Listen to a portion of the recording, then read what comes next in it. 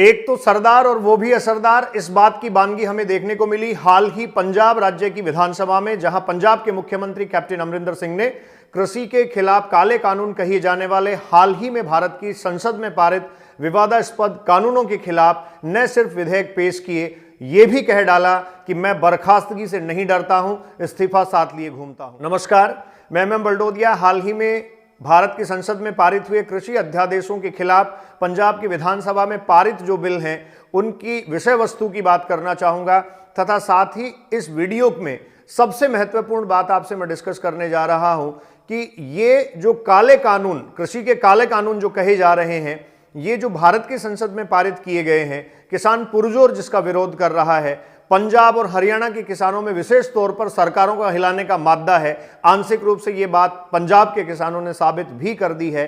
इनके बारे में हम बात करेंगे कि क्यों ये जो कानून है वो उनके खिलाफ है। हाल ही में भारत की संसद में जो विधेयक पारित करवाए उनमें सबसे पहला आपके पास था farmers empowerment and protection agreement on price assurance and farm services bill.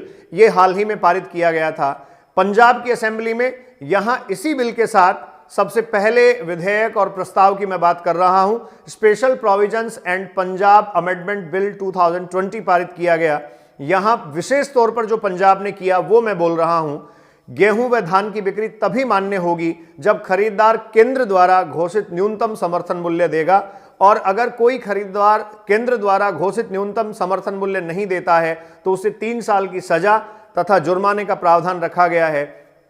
केंद्र सरकार द्वारा पारित बिल में विशेष तौर पर विवाद की स्थिति में एक एसडीएम स्तर के अधिकारी तक जाने की बात थी, लेकिन कोर्ट में जाने का अधिकार किसान को नहीं था। यहां किसान को विशेष तौर पर विवाद की स्थिति में सिविल कोर्ट में अपना पक्ष रखने का अधिकार दे दिया है। विवाद की स्थिति में किसान सिविल कोर्ट का एक अब भी जो डीमेरिट, एक कमी जो मुझे दिखाई देती है वो लगता है कि पंजाब सरकार ने केवल 2 ही फसलों, गेहूं और धान, गेहूं और चावल की फसलों के लिए ही न्यूनतम समर्थन विधेयक जो हाल ही में केंद्र सरकार द्वारा लाया गया था वो था farms produce trade and commerce promotion and facilitation, और इसके लिए पंजाब सरकार ने एक specific provision and Punjab amendment bill पेश किया है, special provision and Punjab amendment bill 2020, जिसमें केंद्रीय अधिनियम का उल्लंघन करने पर दंडात्मक कार्रवाई का प्रावधान नहीं है।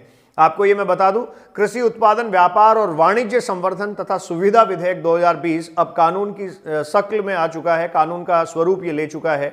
इसके अनुसार मंडियों के बाहर भी किसान अपने उत्पाद बेच सकते थे तथा उनको तथा खरीदारों को किसी भी प्रकार का कोई शुल्क नहीं देना होगा। साथ ही में इस केंद्र सरकार के विधेयक में एक बात यह भी थी कि किसान दूसरे जिलों में, राज्यों में और अन्य जगहों पर भी अपनी फसलों को बेच सकते हैं, लेकिन प्रैक्टिकल ग्राउंड अगर देखा जाए तो इस प्रकार की बाध्यता भारत में पहले भी कभी नहीं रही है। ठीक है, ये पंजाब सरकार ने जो अभी किया है उसमें मंडियों के बाहर के खरीदारों को भी मंडियों के हिसाब से ही चलना होगा, अर्थात जो एपीएमसी एक्ट है, agriculture produce market committee, APMC जो मंडियां पहले से घटित हैं, उन मंडियों के जो एक्ट और कानून हैं उन्हीं के हिसाब से अब बाहर के खरीदारों को भी चलना पड़ेगा। यह पंजाब सरकार ने अमेंडमेंट करके नया प्रावधान अध्यादेश जो केंद्र सरकार द्वारा हाल ही में लाया गया था, यह था द एसेंशियल कमोडिटीज, जिसमें आवश्यक वस्तुओं की सूची के संदर्भ की बात की गई थी। पंजाब सरकार ने इसमें भी special provision and Punjab amendment bill 2020 के नाम से इसको प्रस्तुत किया है, जिसमें कालाबाजारी व जमाखोरी को रोकने हेतु जो केंद्र का प्रावधान था कि जरूरत के हिसाब से फसली उत्पादों को आवश्यक वस्तुओं की सूची से हटाना व जोड़ना सिर्फ केंद्र के अधीन था, लेकिन अब पंजाब सरकार ने इसमें विशेष तौर पर यह प्रावधान कर दिया है कि जो गुड्स हैं, प्रोडक्शन है, उनका सप्लाई और उनका जो डिस्ट्रीब्यूशन है, ये स्थानीय सूची का विषय है, ये राज्य का विषय है, इसलिए राज्य के अधीन ये होना चाहिए। असामान्य परिस्थितियों जैसे युद्ध, अकाल और प्राकृतिक आपदा की स्थिति में आवश्यक वस्तुओं की जो सूची है वो केंद्र सरकार पहले निर्धारित कर सकती थी। जो नया विधेयक केंद्र सरकार का आया था उसके अनुसार सरकार के द्वारा पेश किए गए बिल के अनुसार अब राज्य सरकार भी इन आवश्यक वस्तुओं की सूची में बदलाव कर सकती है।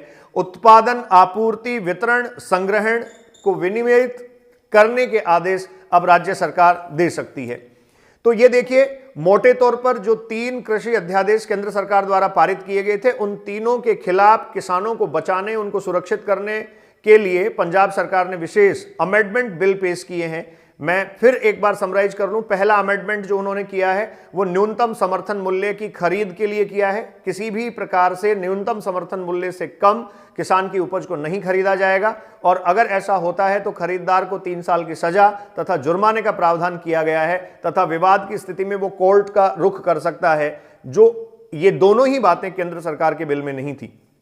जो दूसरा है वो आपको मंडी एक्ट एपीएमसी जो था, उस एपीएमसी एक्ट या मंडी एक्ट के अकॉर्डिंग ही बाहर जो फसलें बेचने या जो बाहर फसलों की खरीद है उसकी सुविधा प्रदान करता है। उसमें पहले खरीदार को किसी भी प्रकार का शुल्क नहीं देना होता था, लेकिन अब पंजाब सरकार ने यह प्रावधान कर दिया है कि जैसे जिस प्रकार से पहले मंडियों में व्यवस्था थी उसी प्रकार से बाहर की खरीद पर भी व्यवस्था रहेगी। और तीसरी, जो कालाबाजारी और जमाखोरी को रोकने के लिए आवश्यक वस्तुओं की सूची में जो संशोधन का मुद्दा था, यह संशोधन का मामला केंद्र सरकार ने अपने अधीन उसमें कर लिया था। पंजाब सरकार ने अमेंडमेंट करते हुए उसमें कहा अति असाधारण परिस्थितियों में राज्य सरकार भी इसमें आवश्यक बदलाव कर सकती है।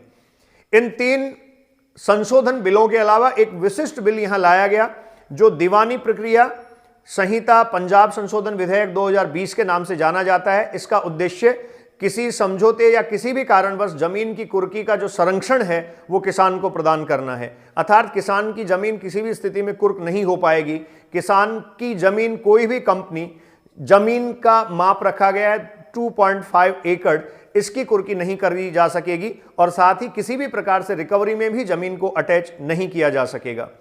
लेकिन क्या ये जो संशोधन पंजाब सरकार ने पंजाब असेंबली में पेश किए ये पूरी तरीके से कानून का स्वरूप ले पाएंगे? तो इसके लिए एक ही जवाब है, नहीं। इसके लिए पूरी तरीके से कानून बनाने से पहले इन्हें राज्यपाल की स्वीकृति लेनी पड़ेगी। राज्यपाल या राष्ट्रपति की मंजूरी की इनको आवश्यकता है। तो क्या राष्ट्रपति इन कानूनों के लिए मंजूरी देकर किसानों के हित की बात कर पाएंगे? ये अभी समय के गर्भ में छुपा हुआ है।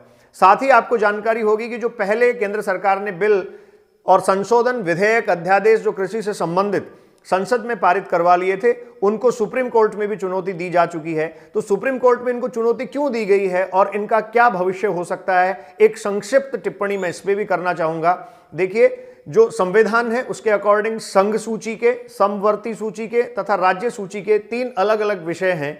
संघ सूची के विषयों पर केवल संसद को कानून बनाने का अधिकार है, राज्य की सूची के विषयों पर केवल राज्य को कानून बनाने का अधिकार है, और जो समवर्ती सूची है उस पर दोनों मिलकर कानून बना सकते हैं। लेकिन इन सब से ऊपर एक विशिष्ट बात यह है कि विशेष परिस्थितियों में या देश की हितार्थ परिस्थितियों में केंद्र सरकार राज्य सूची और समवर्ती सूची दोनों पर जो है वो कानून बना सकती है। संविधान के अनुच्छेद 254(2) के मुताबिक राज्य विधानसभा की ओर से समवर्ती सूची में शामिल विषयों के संबंध में कानून बनाया जा सकता है जो कि संसद द्वारा बनाए गए पहले के कानून या प्रावधानों या उस विषय के संबंध में मौजूदा कानूनों के खिलाफ हो।